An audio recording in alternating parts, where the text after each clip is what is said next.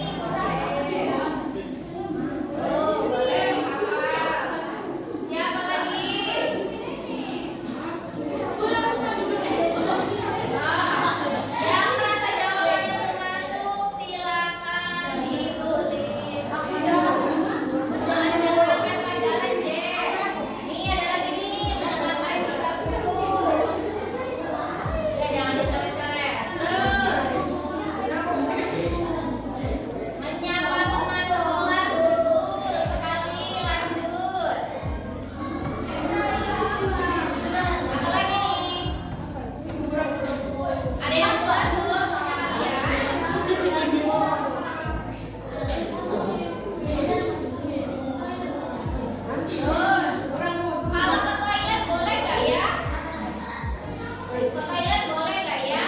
Boleh. Yang penting jangan disalahgunakan.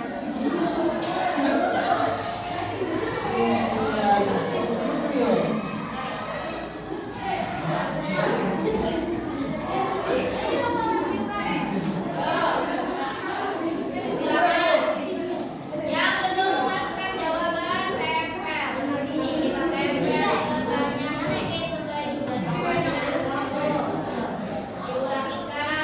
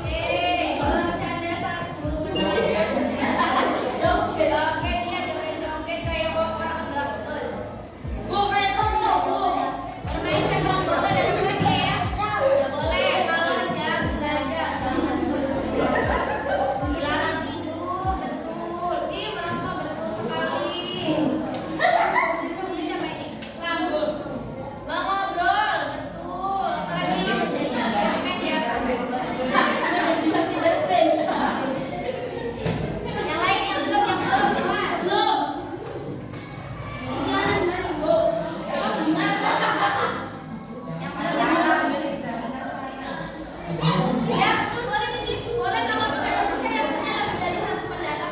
Boleh. Ya, boleh. Boleh. Waktunya 5 menit, masih ada 2 menit lagi. Silakan nanti kita bahas satu persatu.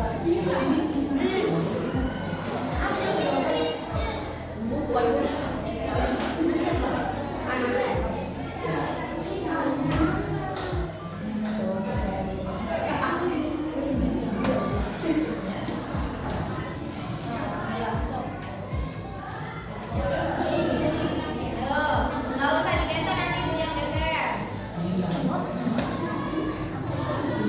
Kemudian bener kata teman kamu nih, nggak boleh kemudian di sekolah. Apa ya?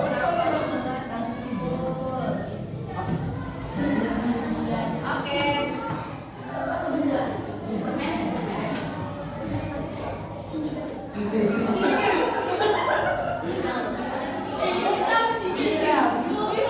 Ayo. Oh, boleh nih, ada yang menang.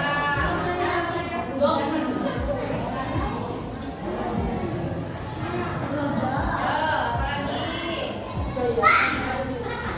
Ya, ya. Ya, bisa semuanya? Baik, kalau sudah ketemu apa yang tidak boleh, berarti ini adalah kesepakatan kita. Terima kasih untuk semuanya yang sudah berpartisipasi dengan apa yang tidak boleh dilakukan di sekolah dan di dalam kelas.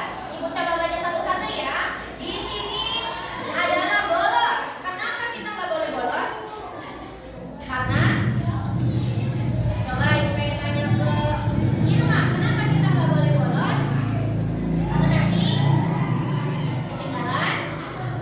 Oh, Irma tahu katanya kalau bolos ketinggalan pelajaran. Yang kedua, duduk di atas meja.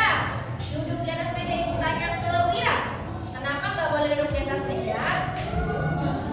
Betul, orang sopan. Kemudian yang terakhir, dilarang tidur, dilarang mengotori kelas, dan satunya berantem sama teman. Ibu tanya ke Naswa, kenapa tidak boleh? Karena nanti merusak persahabatan dan pertemanan. Jadi nanti yang sudah kita sepakati di sini, Ibu harap diperhatikan dengan baik dan jangan dilakukan di dalam kelas atau sekolah, ya. Seperti itu ya. Kenapa sih Ibu harus bikin kesepakatan kelas seperti ini? Biasanya kalau peraturan yang dibikin sama orang, itu kalian nggak sadar kayak bukan aku yang bikin inilah, nggak peduli, bodo amat gitu. Tapi ketika peraturan yang kita lakukan secara bareng-bareng, kita buat bareng-bareng, itu nanti akan timbul kesadaran, oh nggak boleh loh melakukan hal ini, gitu ya. Jadi Ibu harap kita bisa mengindahkan kesepakatan yang kita buat, oke? Ya. Nanti Ibu bagikan di dalam grup sekolah ya untuk kesepakatannya. Baik, terima kasih untuk hari ini. Ya, pelajaran ditutup dengan membaca hamdalah. Silakan HP-nya di Ini dia hasil kesepakatan kelas yang dibuat oleh 7A tentang apa yang boleh dan apa yang tidak boleh dilakukan di dalam kelas ataupun sekolah. Berikut pemasangan keyakinan kelas yang telah disepakati bersama.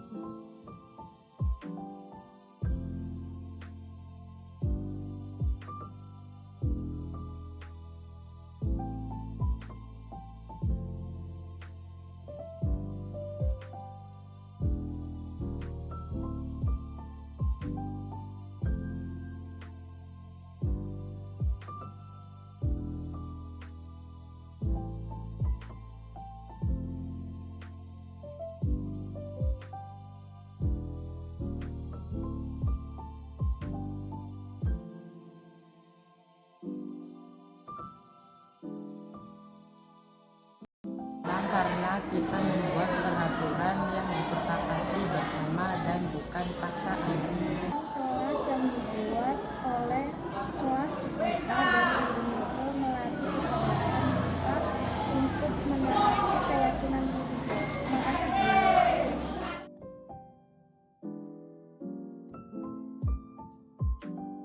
Pada kegiatan diseminasi kali ini hanya dihadiri oleh beberapa guru saja dikarenakan beberapa guru lainnya memiliki kesibukannya tersendiri. Namun dengan keterbatasan itu tidak mengurangi kekhidmatan diseminasi tentang budaya positif yang kita laksanakan hari ini. Pemaparan yang ditekankan dalam diseminasi kali ini adalah tentang segitiga restitusi, identitas gagal dan berhasil, kemudian 5 kebutuhan dasar manusia dan keyakinan kelas. Mengapa hanya beberapa materi itu? Dikarenakan beberapa di antara kami sudah memasuki usia yang tidak muda lagi. Oleh karena itu, diperkenalkan budaya-budaya positif yang seharusnya dilaksanakan di sekolah ini. Kemudian tujuan berikutnya adalah agar guru-guru yang telah memasuki usia matang tersebut meninggalkan kebiasaan lamanya, yakni budaya-budaya yang lama seperti budaya menghukum, budaya yang keras gitu, tanpa memberikan kesempatan kepada murid untuk memvalidasi kesalahan dan berdialog terlebih dahulu. Kemudian budaya positif juga disinggung pada saat pendampingan individu 2, khususnya untuk materi segitiga restitusi dan dampak dari hukuman, konsekuensi, dan restitusi. Berikut cuplikan videonya. Nah, di sini ada 2 identitas, yakni identitas gagal dan identitas sukses. Untuk identitas gagal sendiri di sini bawahnya adalah hukuman. Mengapa hukuman itu dinyatakan dengan identitas gagal? Tidak bisa dipungkiri akibat perkembangan zaman, hukuman yang kita berikan itu bisa jadi tidak berlaku ke anak, tidak berdampak, malah bahkan bisa berbalik. Oleh karena itu, hukuman itu kadang bisa membuat anak tersebut menjadi down. Kalau sudah down, dia nggak bisa melanjutkan apa yang akan ia lakukan. Dan yang kedua ada konsekuensi, dan yang ketiga adalah restitusi. Dari hukuman dulu di sini. Sesuatu yang menyakitkan harus terjadi. Kalau misalnya ada siswa terlambat langsung disuruh lari-lari aja, nah itu kan itu menyakitkan untuk mereka. Enggak, koreksi buat saya ya. Menyakitkan untuk mereka gitu. Tapi ketika penanganan konsekuensi atau restitusi, yaitu kalau konsekuensi kan harus sesuatu yang harus terjadi. Kalau sesuatu yang harus terjadi itu ketika kita menumpahkan air, berarti kita harus ngapain tuh? Dipel. Kalau misalnya kita kesandung, berarti harus diobat merah. Nah, itu merupakan sebuah konsekuensi. Tapi ketika restitusi, itu merupakan pilihan. Jadi kita tanya ke mereka, kalau kamu melaksanakan A, kira-kira nih, kamu akan memperbaikinya dengan cara apa? Nah, ketika sudah menemukan kesepakatan, mereka menyadari ketika salah, nggak boleh seperti itu, maka sudah muncul restitusi. Dampaknya ke peserta didik adalah sadar, oh iya ya, saya tuh kemarin salah, saya nggak boleh begini, itu kan perjanjian saya yang saya tawarkan sendiri ke guru gitu. Akhirnya nanti di akhir akan muncul sebuah kesadaran dari siswa. Memang penerapannya ini mangga ya bisa dikondisikan dengan sekolahnya, namun alangkah lebih baiknya mari kita lebih memahami anak lagi dengan si restitusi ini. Selanjutnya, kalau hukuman kan nggak nyaman untuk anak dalam jangka waktu panjang. Anak-anak capek dihukum, iya sama gurunya juga capek yang menghukum. Jadi dan boleh kita tinggalkan. Kemudian korban mendapatkan keadilan, mereka di sini selaku korban, meskipun mereka telat, tapi karena hukumannya ditentukan oleh satu arah oleh guru, maka tetap mereka dinyatakan sebagai korban. Kemudian murid atau anak akan tersakiti, perilaku pasif agresif meningkat. Pasif agresif tuh gimana ya Bu? Kayak mungkin ya gitu ya, kayak penolakan mungkin kurang lebih seperti itu. Kalau semakin anak dihukum, kadang anak ada yang mental gitu, malah semakin nggak mau. Tapi ketika penanganannya dengan konsekuensi minimal dengan konsekuensi, apalagi dengan restitusi, insya Allah mulai sedikit demi sedikit muncul kesadaran dari si anak tersebut. Nah, segitiga restitusi ini terbagi atas 3 konsep. Yang pertama adalah memvalidasi dulu kesalahan, memvalidasi tindakan yang salah. Yang kedua menstabilkan identitas, dan yang ketiga menanyakan keyakinan. Kalau yang memvalidasi kesalahan, misalkan kayak kemarin waktu saya syuting dengan anak kelas 9, kamu kenapa? Kok bisa kayak gitu? Kemudian adakah cara yang lebih efektif? Gimana caranya biar kamu nggak ngulangin? Kemudian kita stabilkan, oh iya, orang kan setiap orang pasti punya salah. Jadi jangan berkecil hati, yang penting jangan diulangin. Kemudian kamu bukan satunya yang pernah melakukan ini kok, insya Allah kok masih ada. Bukan, maksudnya masih ada hal yang orang lain yang melakukan kesalahan seperti kamu, tapi ujungnya tolong jangan diulangin. Dan yang terakhir, kalau kata kamu itu salah nggak? Itu melanggar peraturan, melanggar keyakinan sekolah nggak gitu? Kalau misalnya dia, oh iya itu melanggar, nah berarti kan sudah mulai muncul kesadaran. Kemudian kamu pengen jadi orang seperti apa sih kalau ngelakuin kayak gitu? Nah, jadi melalui segitiga restitusi ini, maka insya Allah ya kita bisa memunculkan kesadaran anak sedikit demi sedikit. Memang yang namanya sadar itu susah, nggak mudah, tapi ya itulah justru bagusnya guru, tantangannya guru agar kita selalu belajar dan beramaliyah untuk pendidikan.